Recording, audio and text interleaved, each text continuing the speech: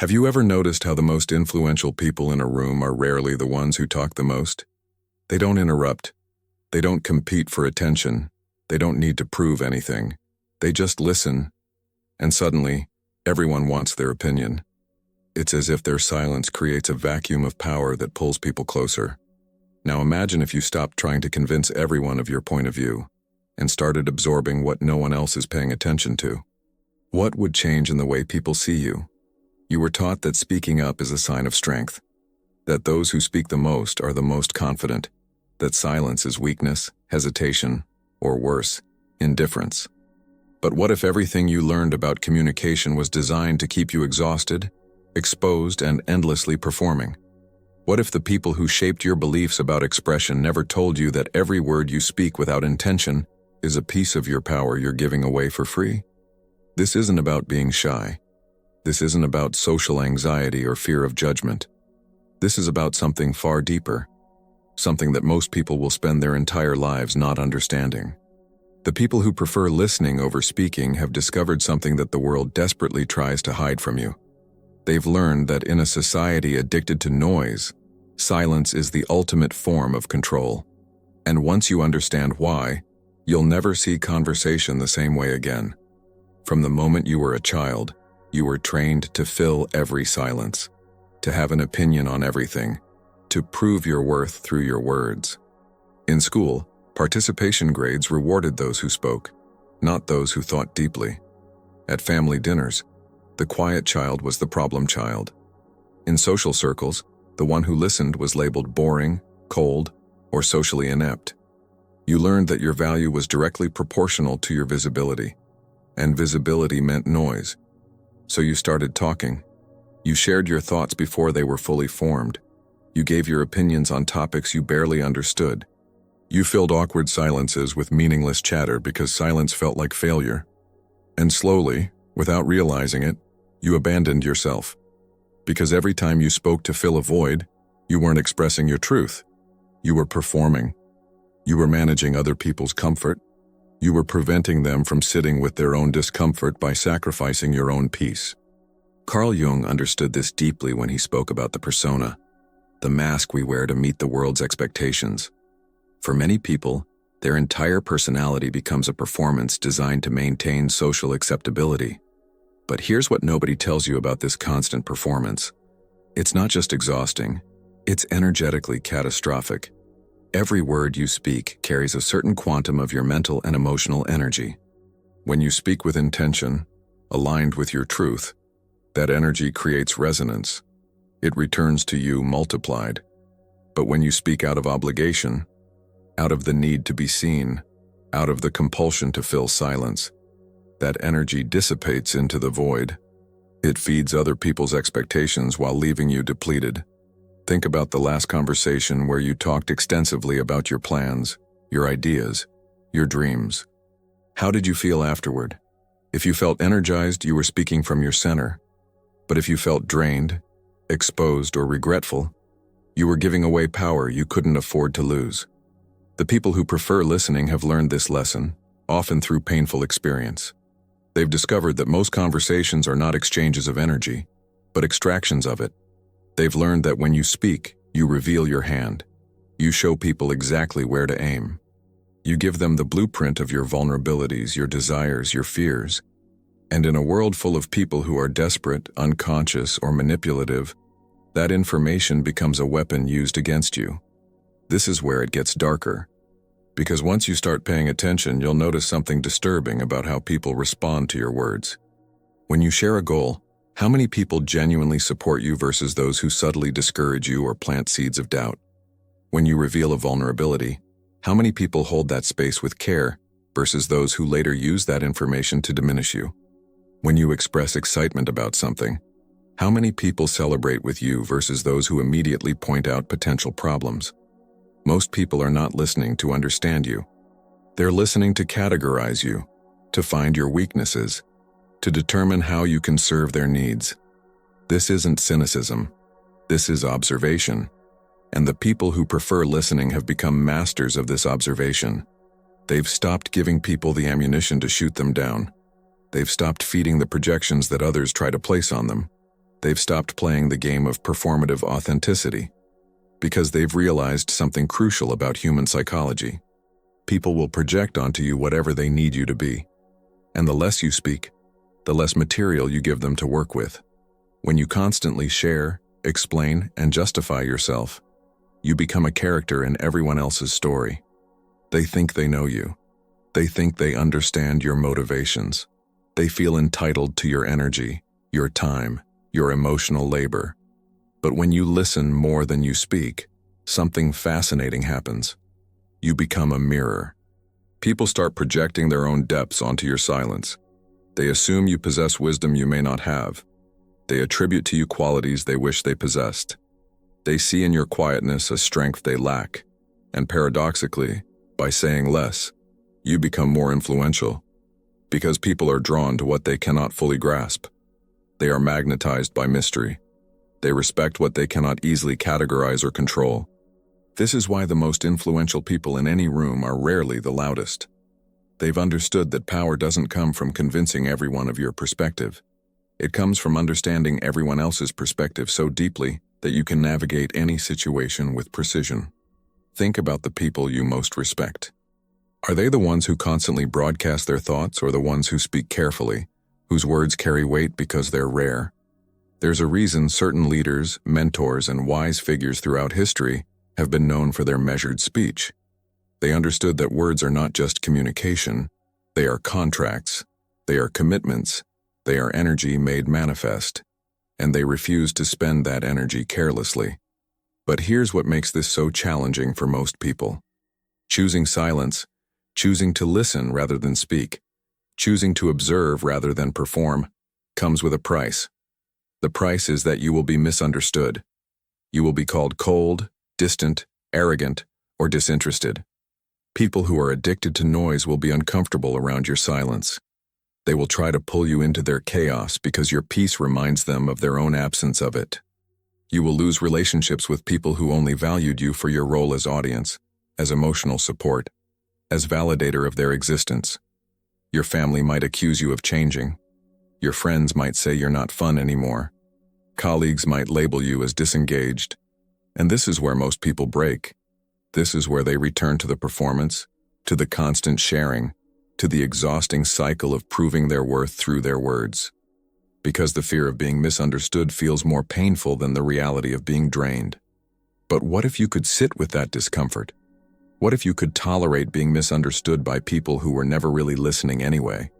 What if you realized that the people who matter, the people who are genuinely aligned with your path, will understand your silence better than others understood your words?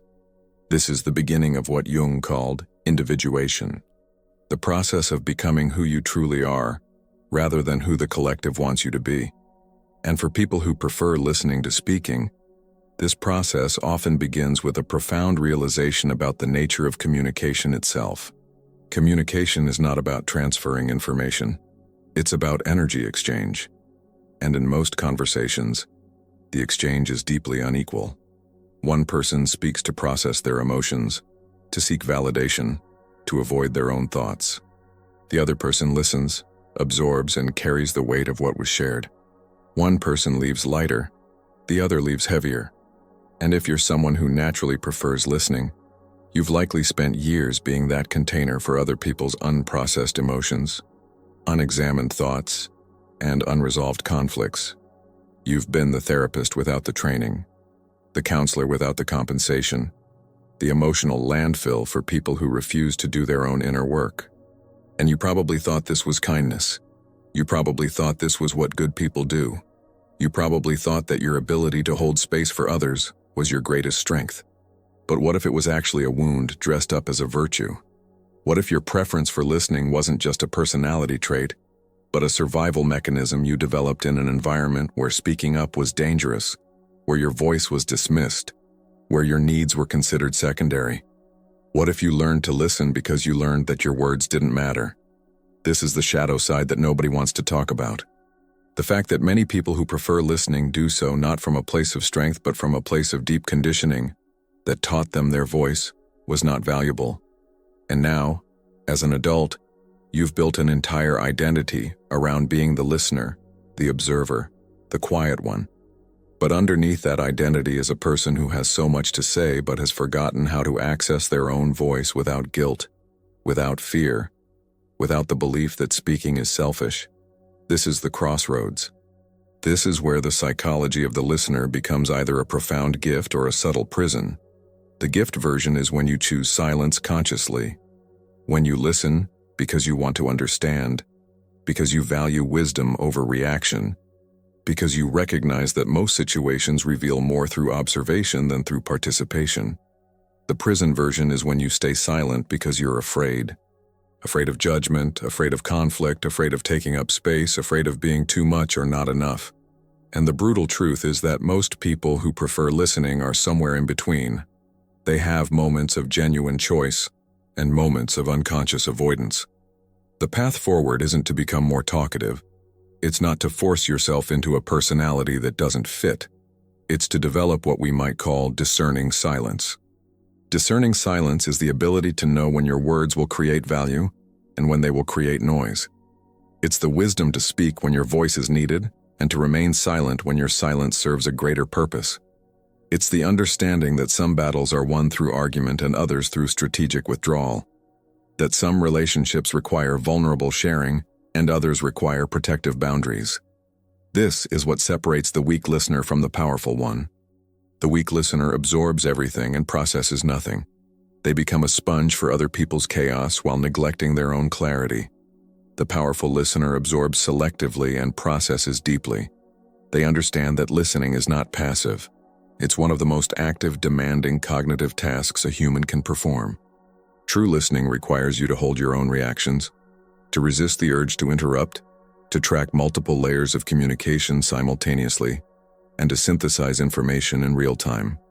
It requires you to notice not just what is being said, but what is not being said, to hear the fear underneath the anger, to recognize the pain underneath the arrogance, to detect the manipulation underneath the sweetness.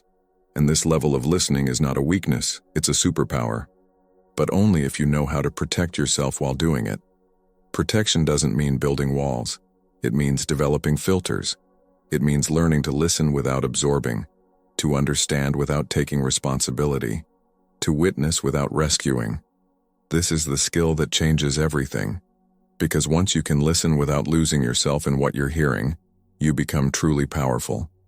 You can sit in a room full of conflict and not get pulled into the drama. You can hear someone's pain without making it your mission to fix them. You can observe manipulation without becoming its victim. And paradoxically, this is when people start actually listening when you do speak, because they recognize that your words are not reactive. They're not desperate attempts to be seen. They're calibrated responses born from deep observation. When you speak rarely but powerfully, people lean in. When you speak constantly but meaninglessly, people tune out. This is the secret that prolific speakers never want you to know. That less is more.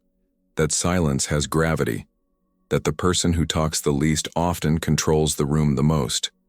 But controlling the room is not the goal. The goal is controlling yourself. The goal is reclaiming the energy you've been giving away through careless speech, through performative sharing, through the exhausting need to be understood by people who are never going to understand you anyway. The goal is to arrive at a place where your silence is not avoidance but choice, where your listening is not self-abandonment but strategic wisdom, where your rare words carry the weight of genuine truth rather than the lightness of social performance. And when you arrive at this place, something remarkable happens. You stop attracting people who want to use you as their emotional dumping ground. You stop engaging in relationships built on your willingness to listen to them while they never listen to you. You start attracting people who understand the value of silence, people who can sit with you without needing to fill every moment with noise, people who recognize that the deepest connections often happen in what's not said rather than what is. These are the people worth knowing. These are the relationships worth building. Not the ones based on how well you perform the role of listener, but the ones based on mutual respect for each other's energy, time, and inner world. This shift won't happen overnight. It will require you to disappoint people, to set boundaries that feel uncomfortable, to withhold the automatic yes that you've trained yourself to give. It will require you to sit with the guilt that comes when you stop being available for everyone's every need. To tolerate the anxiety that rises when you don't immediately fill silence with reassurance or explanation. It will require you to do the hardest thing a chronic listener can do, which is to turn that listening inward, to finally give yourself the attention, the curiosity, the spaciousness that you've been giving to everyone else. And when you do this, when you finally start listening to yourself with the same intensity you've been listening to others, you'll discover something that's been buried under years of conditioning. You'll discover your own voice, not the performative voice that says what others want to hear, but the true voice that emerges when you're finally quiet enough to hear it. This voice doesn't need to be loud. It doesn't need to compete. It doesn't need to convince or justify or explain itself endlessly. This voice simply is. And when it speaks truth. And truth, even whispered, is louder than 1,000 words of noise. This is the rebirth. This is what happens when you stop abandoning yourself to be a container for others. When you reclaim your energy from the 1,000 small ways you've been giving it away through thoughtless speech and compulsive listening. You become someone who speaks when words serve a purpose and remains silent when silence serves wisdom. You become someone who listens to understand rather than to absorb. You become someone who knows that the most powerful thing you can do in most situations is absolutely nothing. This is not passivity. This is sovereignty. This is what it looks like when someone finally understands that their energy is their most valuable resource, and that most of the world is designed to extract that resource without compensation. The people who prefer listening over speaking have stumbled onto this truth, often accidentally. But now it's time to claim it consciously, to transform a survival mechanism into a chosen strategy, to turn a wound into wisdom. And the beautiful irony is this: once you stop needing to be heard by everyone, the right people finally start listening. Once you stop filling every silence, your words begin to matter. Once you stop performing understanding, you actually become understood. This is the promise. Not that you'll become more talkative or more social or more willing to engage in meaningless conversation, but that you'll become more yourself, more aligned with your truth, more protective of your energy, more selective about where you invest your attention. And in a world that is drowning in noise, that makes you rare, that makes you valuable, that makes you someone people want to be around, not because you'll listen to them endlessly, but because you've mastered something they're desperately seeking. You've mastered the art of being with yourself. And that energy, that peace, that groundedness is magnetic in ways that words never could be. So the question is not how do you become better at listening or when should you speak more. The question is, are you ready to stop performing and start choosing? Are you ready to reclaim your voice by first reclaiming your silence? Are you ready to let go of the people who only valued you for your availability and make space for the people who will value you for your authenticity? Because once you cross this threshold, there's no going back. Once you taste what it feels like to be truly sovereign in your communication, to speak when you choose and remain silent without guilt, you won't be able to return to the performance. And that's exactly how it should be. That's exactly what freedom looks like. Not louder, not more visible, but deeply, powerfully, authentically yours.